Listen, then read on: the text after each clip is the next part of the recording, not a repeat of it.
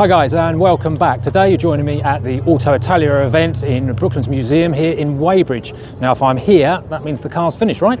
Well, not quite, but she is here.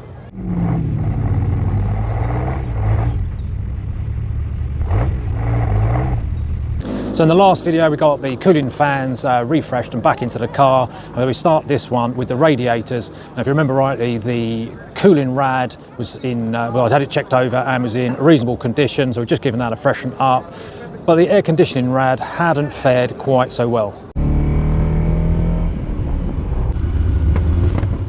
As we saw before, the aircon rad was pretty well beaten up, and I've managed to tidy it up a little bit. It's still not perfect, there are still areas that are pretty dented, but what I was doing was I used a couple of 1mm spacers that are more sort of from carpentry DIY, and I literally spent a couple of evenings just putting it between the fins, running them up and down like this, just to try and straighten out some of the dents. Like I say, it's a long way from perfect, but it's better than it was.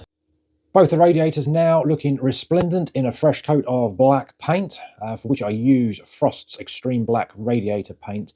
I've used this product a couple of times before, really pleased with it. These radiators now look 100 times better than they did. So let's get them back into the car. With the radiators now in place, we can start re-plumbing all of the pipework and start filling the system. If you're enjoying the content, please do hit that like and subscribe button. It'd be much appreciated. A quick check underneath. It doesn't look like there's any leaks, so I'm going to start letting the car down slowly, and hopefully with that air valve on the radiator open, it should start pushing the air up. So now she's down on all the wheels. The first issue I had, as you can see, there's some coolant in the bottom of there. Basically the drain tap seems to unwind, so move away from the radiator to shut off, and I thought it was the other way around, so I had it open, which was a bit foolish. Everything else seems okay, so I can carry on topping up. Right, well, it's a horrible day, but let's get her out. She's up and running again. Let's get her out, get her warmed up, and get the water pumping around the system, and then we can bleed it. I think we've probably got to do it 3 or 4 times. Well, that's the inaugural run done. She was getting a little bit hot, so I had to bleed through the system. But while she's out, let's give her a quick wipe over. So while we've got plenty of access under here, I thought I'd just quickly take the horns off, and then I can give them a good clean up as well. Try and get rid of some of that overspray. And I'll do the same here as well, just give the compressor a bit of a clean up. I think it's supposed to have a drop of oil in it somewhere, but it's not obvious where it goes, so I'll have a quick look into that as well. Well, there you go. If anyone's interested, this is what the inside of an air horn looks like. So very similar to the fans. We've got the same magnets around, we've got the same sort of coil, copper coil set up, and then the brushes in it as well. I had no idea. There you go. So I am going to give that a clean up, might as well, and lubricate it, and then pop that back together again. And there you go, back together again, ready to go back into the car. Get the horns in place, back up there now, tightened into place, and as with everything else, I cleaned up the connections, and then adding on a little bit of the dielectric grease just to try and keep the connections as clean as possible. Now they came down like this. There is a longer one and a shorter one, but I didn't actually pay attention to which way around they go. Looking at the pipework, I'd say it was that way around.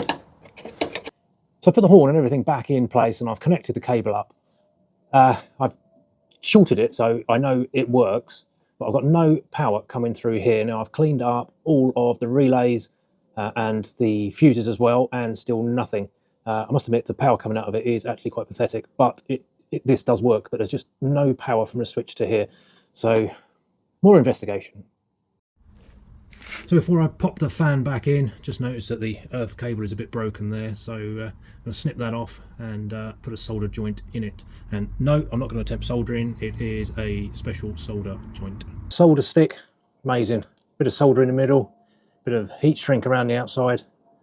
Just pop it around the cable, pop the other one in the other side, put a bit of heat onto it, and it's a good joint. So before I get the fan back in, I just want to run through my issue that I've got with this resistor. Now what I did is I put a jumper through there that comes and connects to the plus, but what I realized was because it's a jumper cable, what was happening was on this side, both sides ended up live because I joined them on the other side, whether it was switched or not.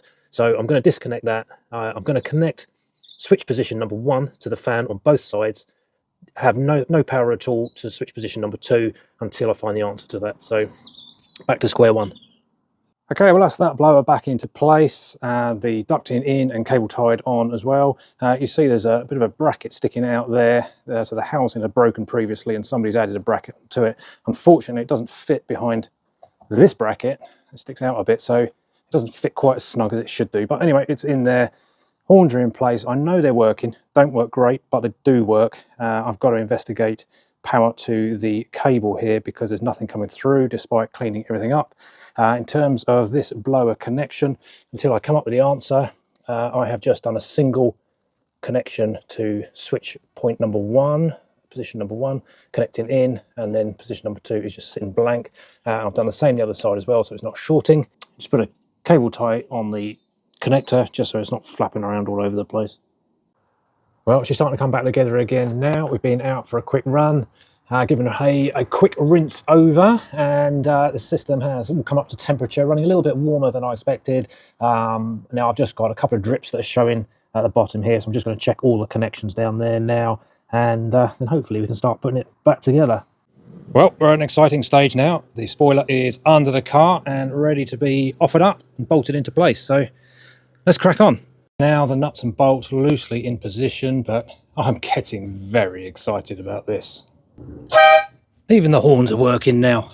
Just look at this. Doesn't it look fantastic? I am so pleased with the way this is looking. We've still got the grille and the bumper to refurb and put back on the car.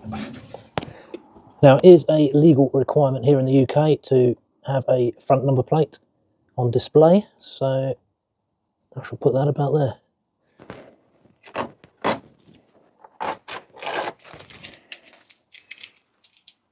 One of the wires in the light housing had broken away, so I've just pulled it through. I'm just going to put a solder blob on there as well, which will tide me over. Obviously these need a bit of tidying up and refreshing before I move them into the new bumper, but this should tide me over for now. So I've just added a little blob of solder on the end there, which the bulb will sit against, and hopefully that will be okay. So moment of truth. I'm trying to look at that through a camera, it doesn't work. Lovely. Okay, we've got connectivity. So we've got the old bumper refitted as a temporary measure just to make the car roadworthy again. So let's hit the road and head to Brooklands Museum for the Auto Italia car show.